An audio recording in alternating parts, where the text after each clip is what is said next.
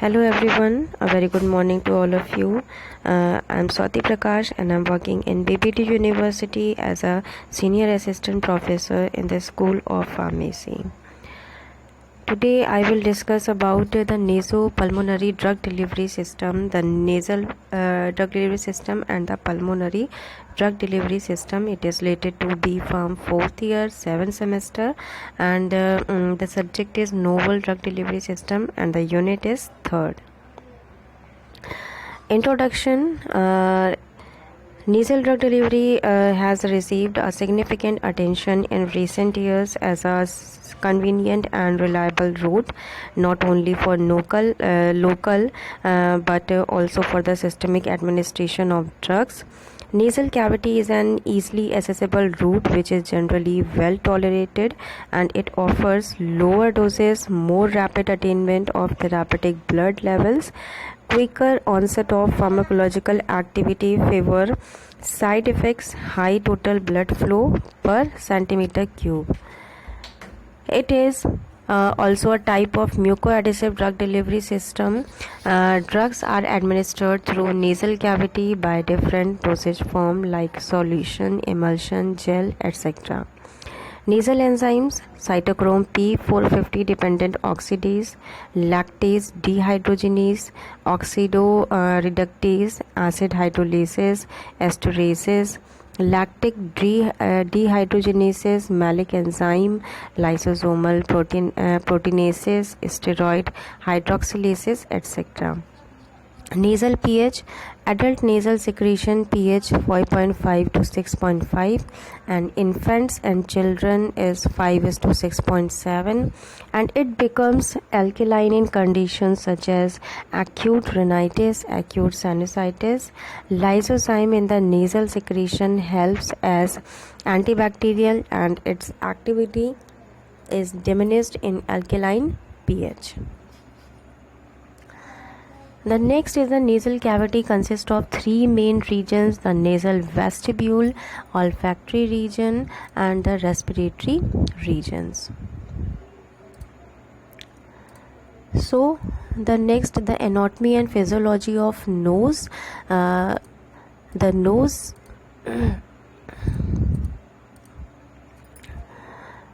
the respiratory region contains three nasal turbinates, the superior, middle, and the inferior, which protect from the lateral wall of each half of the nasal cavity.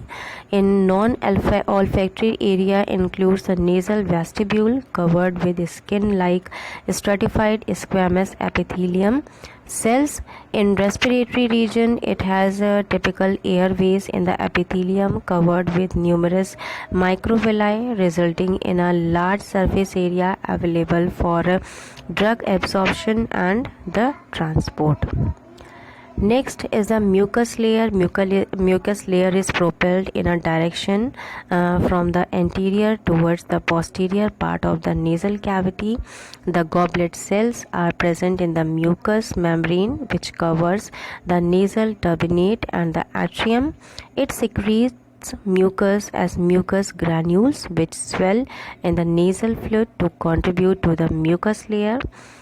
Composition: 95% water, 2% mucin, 1% salt, and 1% of protein such as albumin, immunoglobulins, lysozymes, and lactoferrins, and 1% lipids.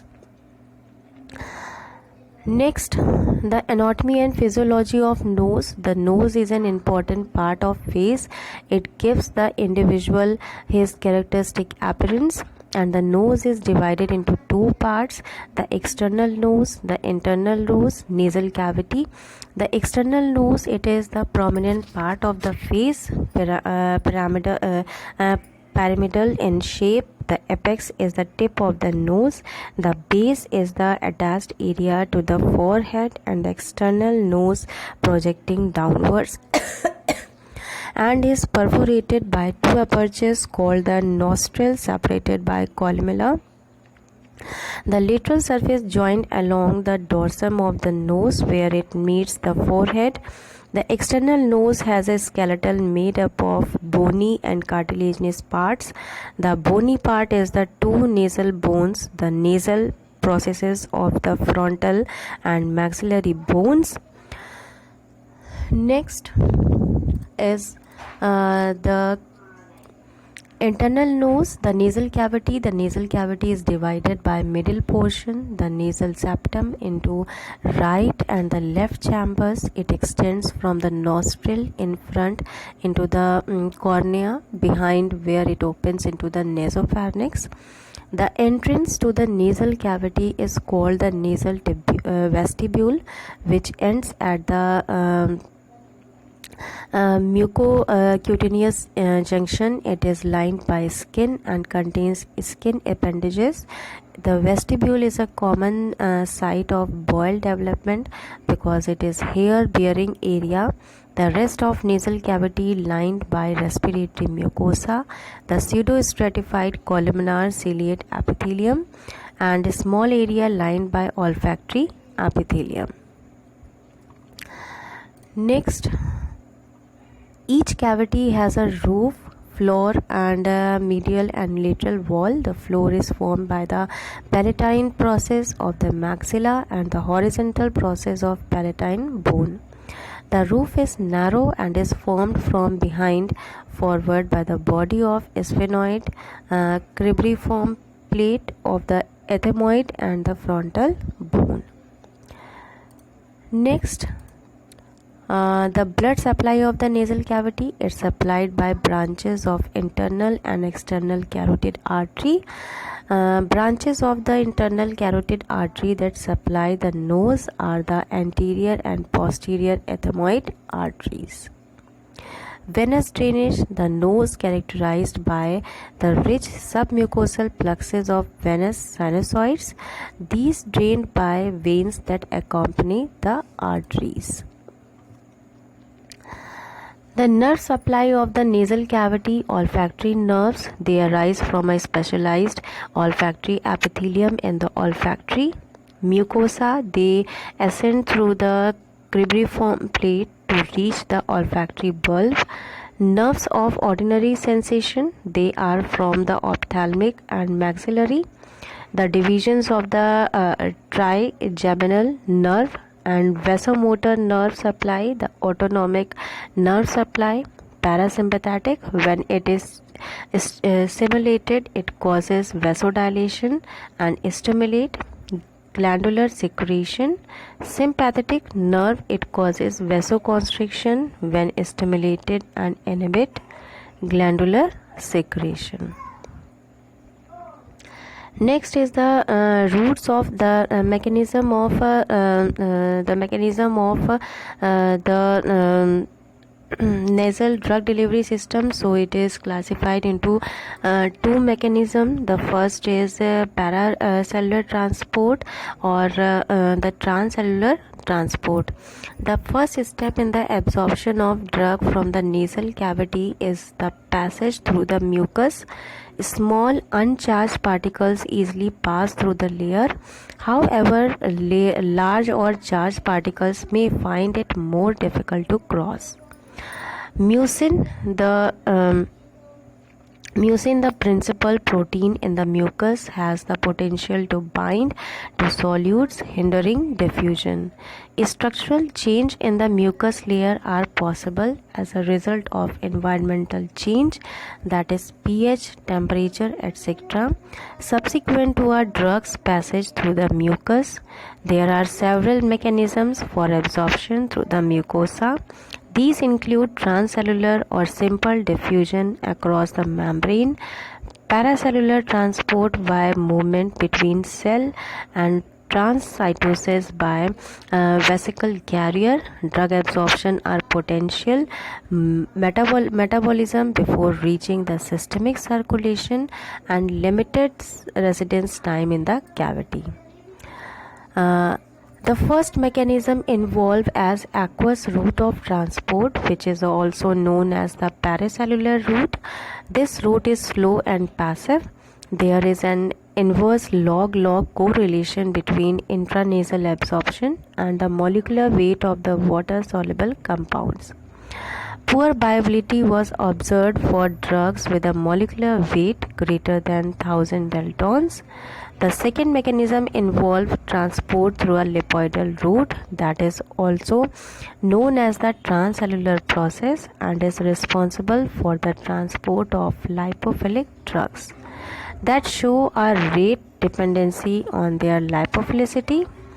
Drugs also cross cell membranes by an active transport route via carrier-mediated means or transport through the opening of tight junction. Factors that influence the nasal drug absorption. Factors related to drug like lipophilicity. On increasing lipophilicity, the permeation of the compound normally increase through nasal mucosa. Because of high lipophilicity through it has some hydrophilic character. Example, alpranolol and propranolol and chemical form. It is an important factor for absorption. Conversion of the drug into a salt or ester form can alter its absorption. Example, in situ nasal absorption of carboxylic acid esters of L-tyrosine was significantly greater than that of L-tyrosine. Polymorphism. Polymorphism is known to affect the dissolution rate and the solubility of drug and as well as their absorption through biological membranes. It is therefore advisable to study the polymorphic stability and purity of drugs for nasal powders or suspensions.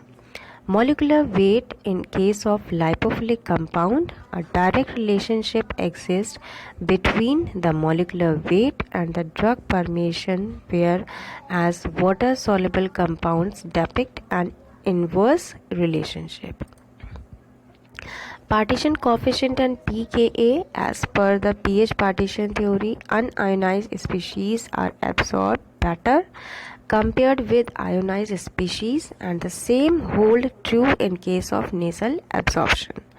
Quantitative relationship between the physicochemical properties of drug and their nasal absorption.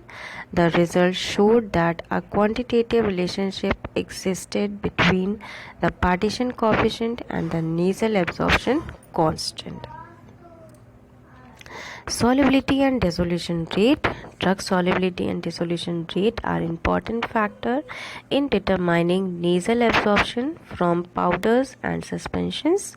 The particles deposited in the nasal cavity need to be dissolved prior to absorption. If a drug remains as particles or is cleared, no absorption takes place. Next, the strategies. If we discuss about the strategies to improve the nasal absorption, so the first one is to improve the nasal residence time, and the second one is to enhance nasal absorption, and the third one is to modify the drug structure to change physicochemical properties.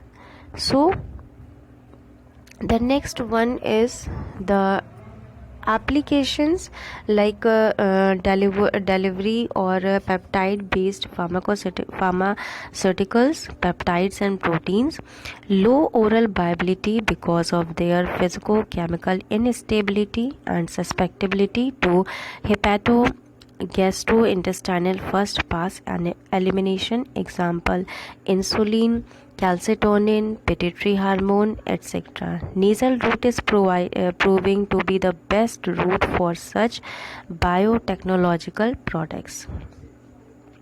Delivery of non-peptide pharmaceuticals. Low molecular weight, small non-peptide lipophilic drugs are well absorbed through nasal mucosa.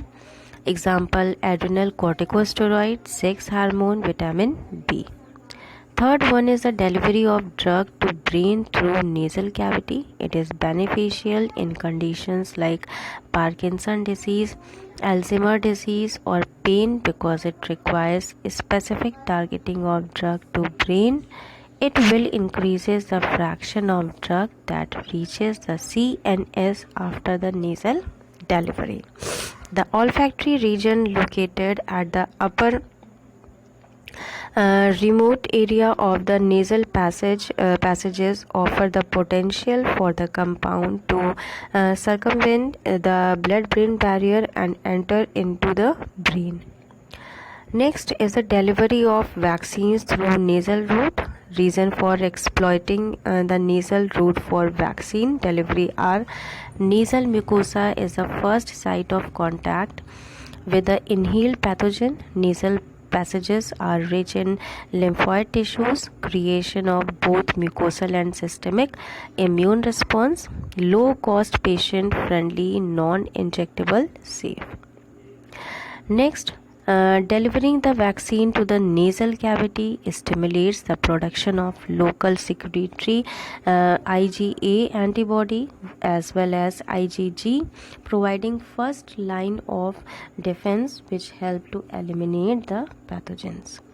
Next, the delivery of diagnostic agents. Nasal drug delivery system can be used for diagnosis of various diseases and disorders in the body.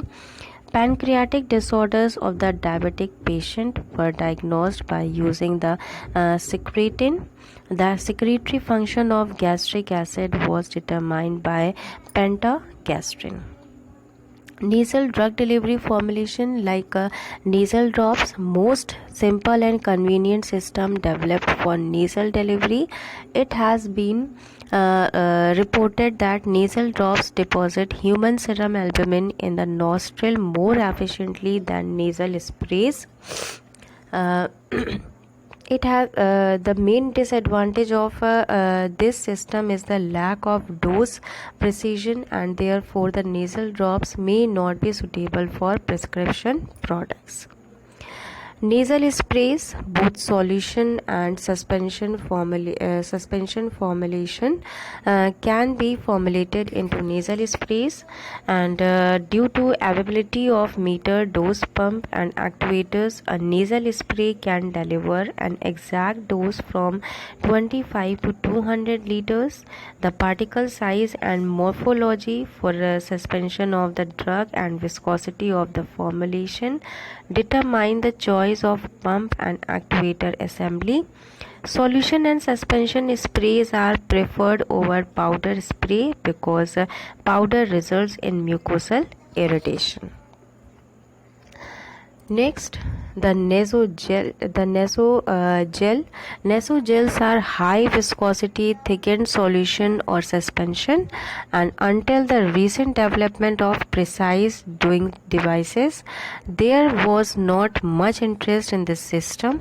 The advantage of nasal gel include the reduction of post-nasal drip due to high viscosity, reduction of taste impact due to reduced swallowing, reduction of anterior leakage of the formulation, reduction of irritation by using soothing or emollient excipients, and target delivery to mucosa for better absorption.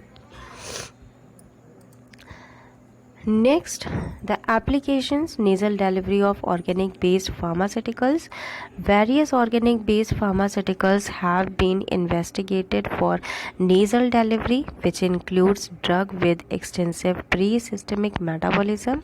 Example: progesterone, estradiol, nitroglycerin, propranolol, etc.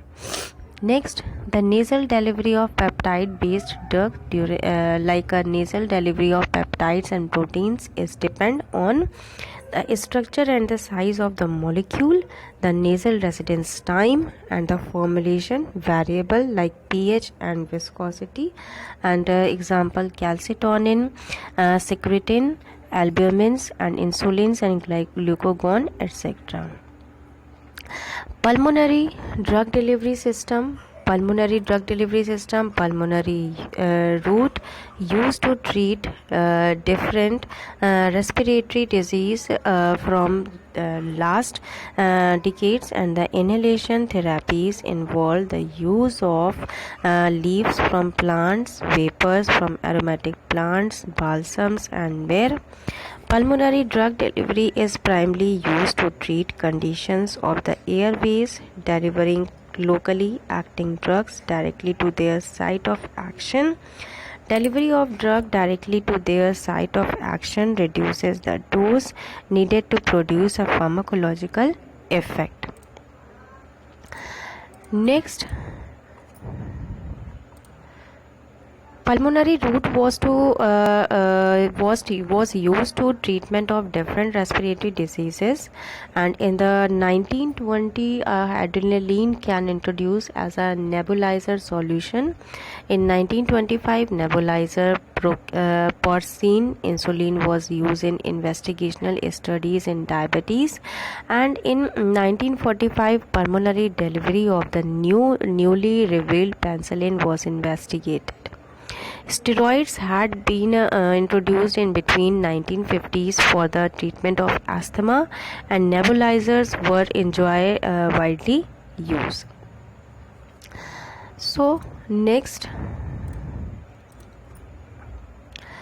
anatomy and physiology of lungs. So the human respiratory system is complicated organ system of very close structure function relationship. Like a system consists of two regions, the conducting airways and respiratory region.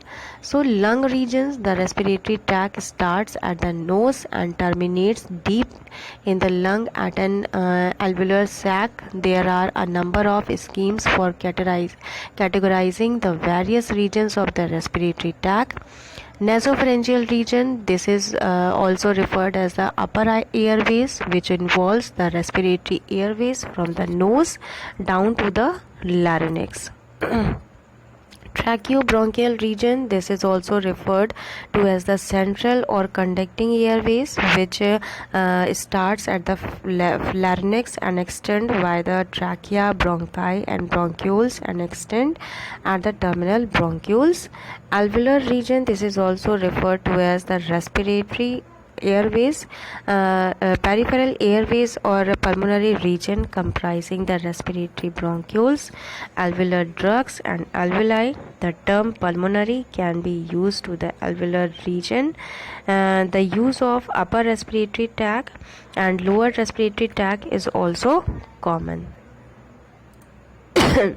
Next, the pulmonary epithelium. The lungs contain more than 40 different cell types, of which more than 6 line the airways. The diversity of pulmonary epithelia can be illustrated by examining its structure at 3 principal levels.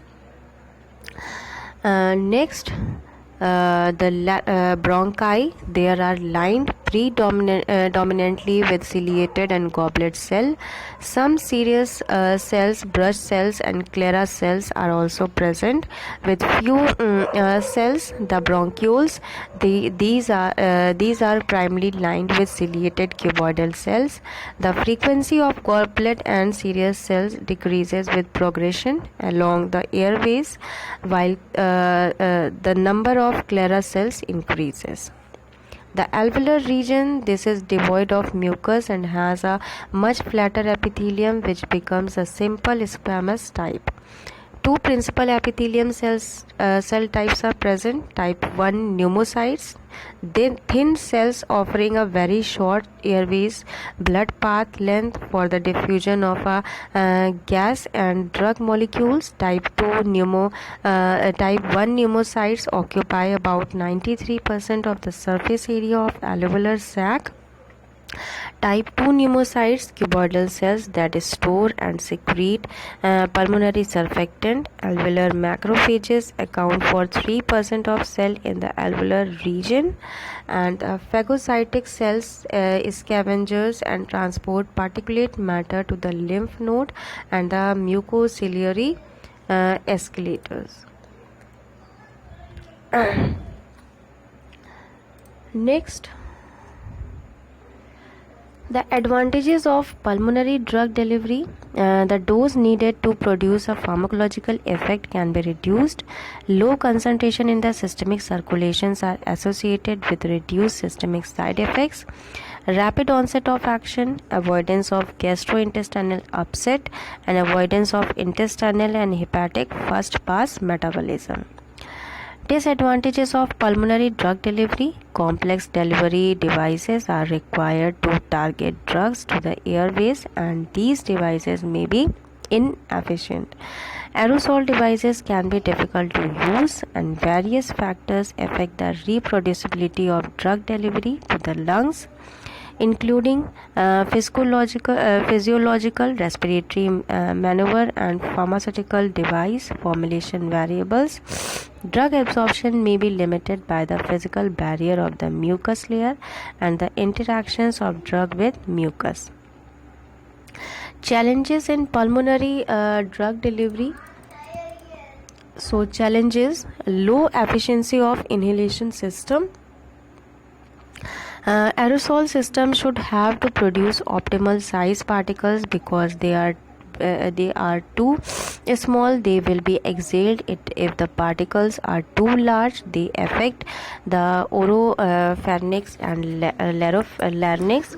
Less drug mass per puff to get adequate effect with the pulmonary drug delivery. Practical delivery of many drugs which require milligram dose, but with most existing system, the total amount of drug per puff delivered to the lower respiratory tract is too low, less than 1000 mcg. Poor formulation stability for drug. Most traditional drugs are crystalline. In the case of corticosteroids, and highly motion sensitive drugs are unstable. Improved dosing reproducibility. Reasons for poor dosing reproducibility like worsening of disease, problem in device, or instability of formulations. Formulation approaches. So first one is the nebulizer. Nebulizer have been successfully employed for delivery to lungs, and it has also been examined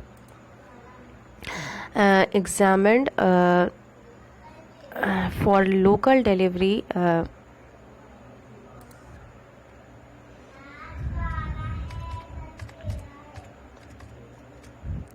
Examined for local drug delivery to the trachea, to lungs, and it has been also been examined for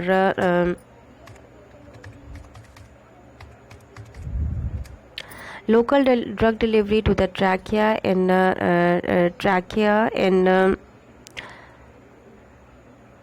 as for local anesthesia, for bronchoscopy and inhalers.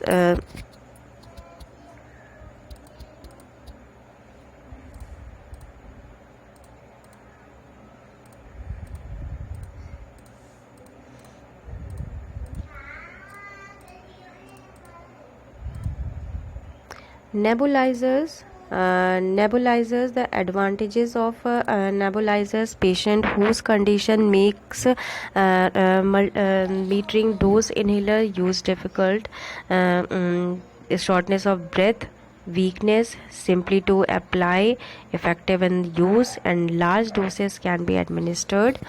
Can be used for delivering drug direct to lungs even if not available in inhaler form. Example: antibiotics. Disadvantages: not very portable, requires compressed gas, so only suitable for clinical environment unless bulky compressor used, inefficient, and only about 10% of the prescribed dose reaches the lungs. So this is the nebulizers. Nebulizers are of different type, like jet nebulizer. Jet of gas forced through narrow opening and negative pressure in reservoir. Mist of droplets of drug solution. Large droplets fall back into reservoir, and it is used for emergency treatment like acute asthma and COPD, and antibiotics like cystic fibrosis and HIV and AIDS.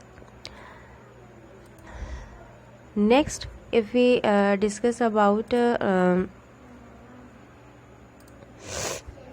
the meter dose in the meter dose inhalers. So the development of first pressurized meter dose inhalers in the mid 1950s has been major advance in the administration of drug locally to the lungs, especially for the treatment of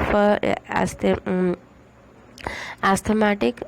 Metering dose inhalers composed of four components like base formulation, drug, propellant and excipient, and the second one is container, and the third one is metering valve, and the actuator, that is the mouthpiece. So metering dose inhalers.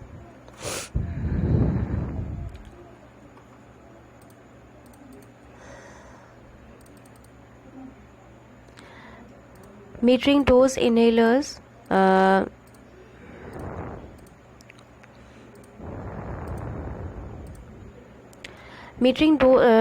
dose inhalers, it is used by two methods, like without chamber and with chamber. Without chamber, remove the cap from the metering dose inhalers and shake well and breathe out all the way, and place the mouthpiece of the inhaler between your mouth, your teeth, and seal your lips tightly around it. And as you start to breathe in slowly, press down on the canister one time and keep breathing in and slowly and deeply as you can, and hold your breath for 10 seconds to allow the medication to reach the airways of the lungs, and repeat the above step for each puff ordered by your doctor. Wait about 1 minute between puffs. Replace the cap on the metering dose inhaler when finished. If you are using a corticosteroid MDI, you should use a valve holding chamber as described. With chamber, remove the cap from the MDI and chamber and shake well. Insert the MDI into open end of the chamber. Breathe out completely. Place the mouthpiece of the chamber between your teeth and seal your lips tightly around it. Press the canister once. Breathe in slowly and completely through your mouth. If you hear a horn-like sound, you are breathing too quickly and need to slow down.